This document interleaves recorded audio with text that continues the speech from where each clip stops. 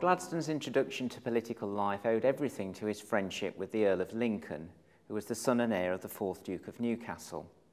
The two men were close personally as well as politically. They served together in cabinet under Peel in the 1840s and under Aberdeen in the 1850s. But the two men were close on a domestic level as well. Lord Lincoln was married to the highly spirited and beautiful young daughter of the Duke and Duchess of Hamilton, and the couple are seen here in the happiest days of their marriage in the 1830s. Unfortunately, the couple increasingly went through marital problems, and by the mid-1840s it was clear that all was not well between them. Lady Lincoln left the marital home finally in 1848, and increasingly concerned, Lord Lincoln asked his friend Gladstone to go on a mission to find out what had happened to her. Gladstone records with great drama the fact that he pursued her to Italy, rowed across Lake Como in a boat, dressed as a minstrel, went to the villa where she was staying, and there discovered to his horror that she was expecting another man's child. The revelation led to the divorce of the Lincolns in 1850, a fact which concerned Gladstone greatly and about which he wrote to contemporaries in letters of the period.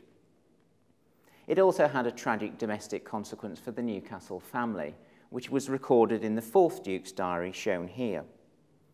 The last entry in the 4th Duke's diaries in May 1850 relate a story when the 4th Duke was at the zoo in London and came quite unexpectedly across his grandchildren, the children of Lord and Lady Lincoln.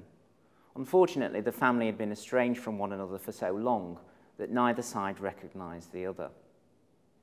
Gladstone and Lincoln continued as political colleagues during the difficult days of the Crimean War in the 1850s.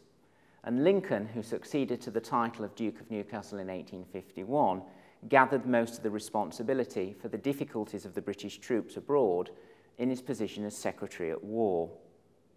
Lincoln, as he now became Newcastle, suffered for this lifelong, and when he died in 1864 at the relatively young age of 53, he left behind him a mass of political and private papers. Gladstone was appointed his executor, and out of respect for his friend's memory, removed many of them to Harden Castle, which we see pictured here, the Gladstone family home. And even today, any researcher wanting to look at the 5th Duke's papers not only has to use the materials held at Nottingham, but also at Harden itself. There are also interesting reminders of the way in which Gladstone protected his friend's memories later in life. In the 1870s and 80s, for example, there's correspondence with the Duke's heir, Lord Edward Pelham Clinton, about the difficulties of finding an appropriate biographer. So letters from the period actually indicate Gladstone's concern that an appropriate historian will be chosen who will treat his friend's life and political career fairly. At the time of the 5th Duke's funeral in 1864, which was portrayed in the Illustrated London News, pictured here, Gladstone was actually one of the pallbearers, a significant personal reminder of the lasting legacy between the two men. Gladstone's appointment as one of the trustees of the 5th Duke's will, and therefore of his estate, continued his connection with the county of Nottingham in an interesting new way. It meant that he regularly came back to Nottingham to superintend work on the transformation of the old castle and parkland, which had long been considered for residential development. Work on this had been prevented by the fire of 1831, which had been a reaction by the Nottingham people to the 4th Duke's ultra-Tory politics. But during the life of the 5th Duke, residential development had begun apace under the superintendence of the local architect Thomas Chambers Hine. Gladstone, as a trustee of the estate, had to superintend and sign off many of the residential developments which Hine oversaw. And documents from the period indicate the way in which he did so. So deeds and indentures bear Gladstone's name as the final seal of trust approval. But it also meant that Gladstone came back as a promising politician. By the 1870s, he'd already served once as Prime Minister, and his visits to Nottingham were treated as events of celebrity.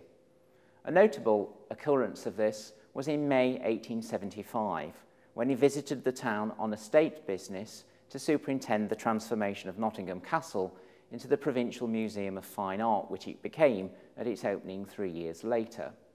But whilst in the area, he visited the park and noted that a tree was ready for felling. And Gladstone was a great axeman. One of his pastimes was felling trees for pleasure. And the authorities asked him if he wouldn't mind felling the tree in the park on their behalf. So, at great celebrity the next day, he set to work with an axe and felled a large Siberian elm in 50 minutes. And the people of Nottingham scurried around to try and catch some of the timbers which it produced. The event led to press coverage in the Nottingham Journal, and a plaque, which is in the park today, commemorates the site of that event. So Newcastle had left a legacy for Gladstone which continued his connection with the town and county into the 1870s and 80s, and it's one which is sometimes neglected today but is permanently important. By the 1870s, Gladstone was a front-rank political celebrity. 2 decades earlier, he'd gained the nickname the People's William because of his reforming budgets as Chancellor of the Exchequer. And at about this time, statues began to be produced en masse. So you would indicate your support for the People's William by buying and displaying prominently a statue of the statesman. Another interesting survival of a commemorative nature are songs dating from the time that Gladstone was MP for Newark. This example here comes from a whole book of Red Club songs. Oh, the Newark Red Club is a glorious thing, for freedom and they can chat, laugh and sing, without any fear of the slightest commotion, or turning our views toward Gladstone's promotion. Composed specifically for convivial occasions at election time. The lyrics indicate the celebrity and the popularity which even young Gladstone had gathered to himself.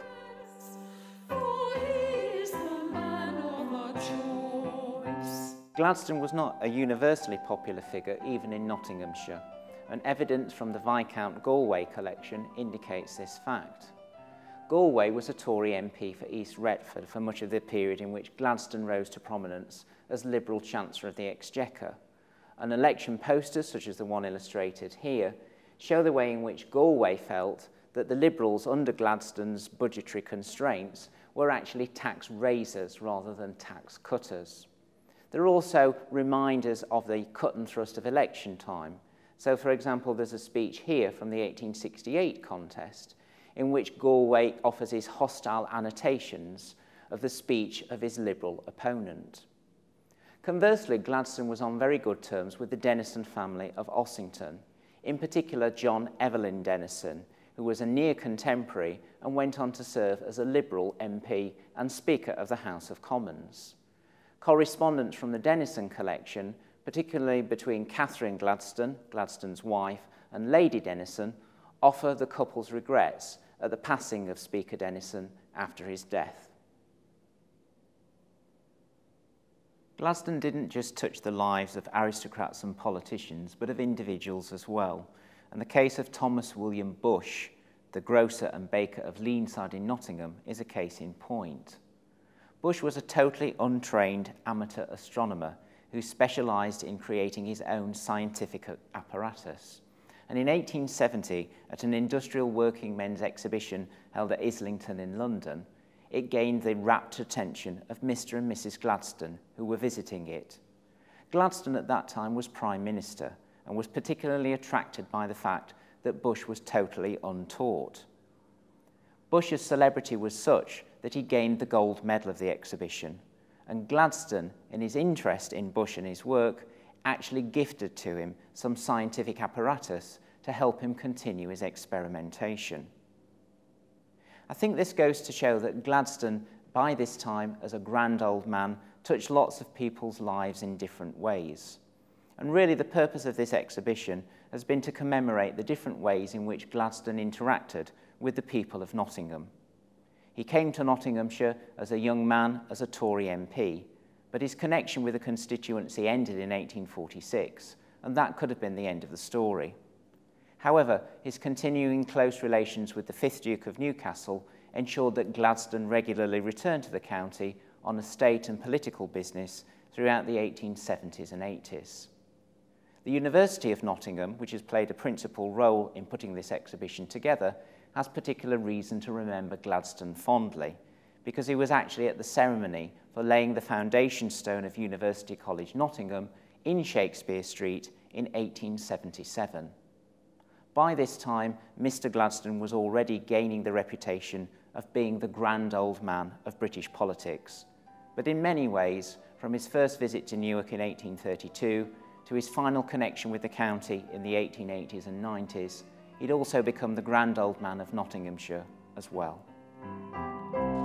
Long life to Chelsea, Newcastle and those